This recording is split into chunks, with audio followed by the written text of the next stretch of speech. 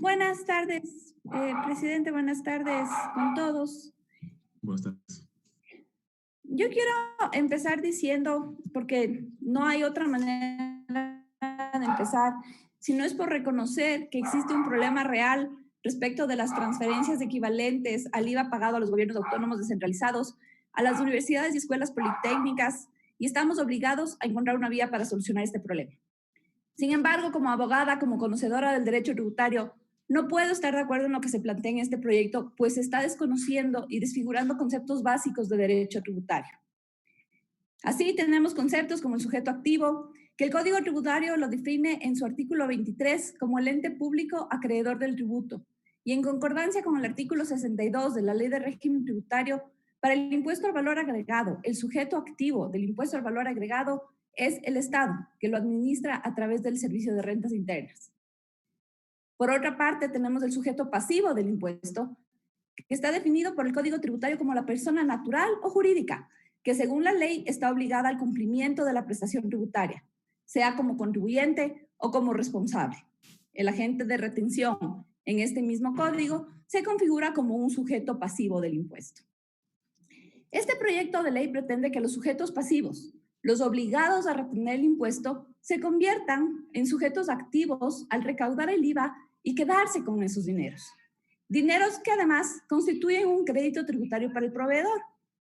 Así, además de destrozar conceptos de derecho tributario, el GAD, la universidad, la escuela politécnica, se va a encontrar mes a mes frente a un serio riesgo moral, ya que tiene que ser él mismo quien determine el valor que le corresponde como compensación presupuestaria, el que retiene los valores y se asigna cuánto le corresponde. Recordemos además que hace muchos años que nuestra legislación eliminó la figura de devolución de IVA para GADs, universidades y escuelas politécnicas y la transformó en una asignación presupuestaria, que es equivalente a los valores pagados por IVA, pero no es una devolución de impuestos. Conforme consta esto en el artículo enumerado después del 73 de la Ley de Régimen Tributario Interno, revelando que existe además este error en el proyecto de ley, tanto en su parte expositiva como en los considerandos. Además, este proyecto incluye, sin que se motive ni se justifique de ninguna forma, esta devolución a las empresas y entidades públicas, que en la actualidad no se encuentra prevista como una asignación presupuestaria en el enumerado después del artículo 73 de la Ley de Régimen Tributario, pues el reintegro de IVA para estas entidades fue contemplado en la Ley de Empresas Públicas a continuación del artículo 73 de la Ley de Régimen Tributario y después fue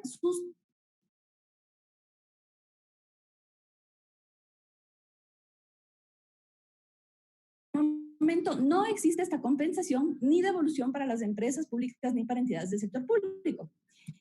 Y el concepto de fondo en esto es que las empresas públicas utilizan este crédito tributario en sus ventas, en el giro de su negocio, por lo que si se incluye esto, se tendría un aprovechamiento del IVA por dos lados, en lo retenido y en el crédito tributario. En el artículo propuesto se menciona a todas las universidades y escuelas politécnicas, sin que se diferencie a las escuelas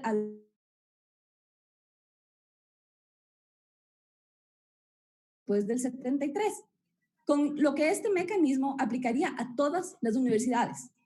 Tendríamos entonces universidades privadas actuando como sujeto activo del impuesto al valor agregado. Se ha dicho mucho en la comisión que este proyecto no requiere iniciativa presidencial. Sin embargo, se está modificando el impuesto al valor agregado el sujeto activo y el sujeto pasivo del mismo, elementos esenciales del impuesto. Como si todo esto no fuera poco, se está olvidando la comisión que el artículo 298, numeral 18 del Código Orgánico Integral Penal, tipifica como delito de defraudación tributaria la falta de entrega deliberada, total o parcial por parte de los agentes de retención o percepción de los impuestos retenidos o percibidos. Este proyecto contiene entonces una incoherencia legal profunda. En definitiva, este proyecto tiene tantos errores de fondo que sin duda sería objeto de un veto total.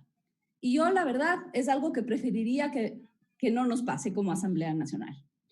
Sin embargo, como empecé diciendo, existe un problema y nosotros estamos obligados a buscar una solución.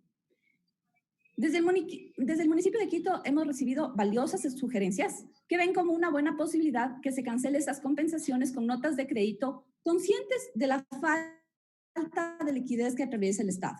Estas notas podrían servir como instrumento, que tienen que servir como instrumento de pago de tributos, conforme lo establece ya el artículo 43 del Código Tributario, o puedan ser transferidas para el pago a proveedores, quienes a su vez puedan utilizarlas para el pago de tributos a su valor nominal.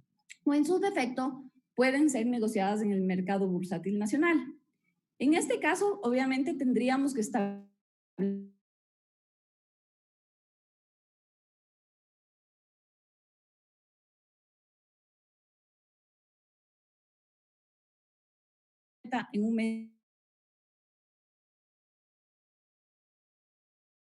un hueco fiscal donde la liquidez de recursos sea inexistente. Como podemos ver, los GATS están abiertos a otras posibilidades. Aquellos que conocen de derecho tributario y que saben lo que se está, los principios que estaríamos afectando. Por lo tanto, yo sugiero y pido que revisemos todas estas otras posibilidades y que no destrocemos principios y fundamentos de derecho tributario. Compañeros, muchas gracias. Usted, asambleísta Larrategui.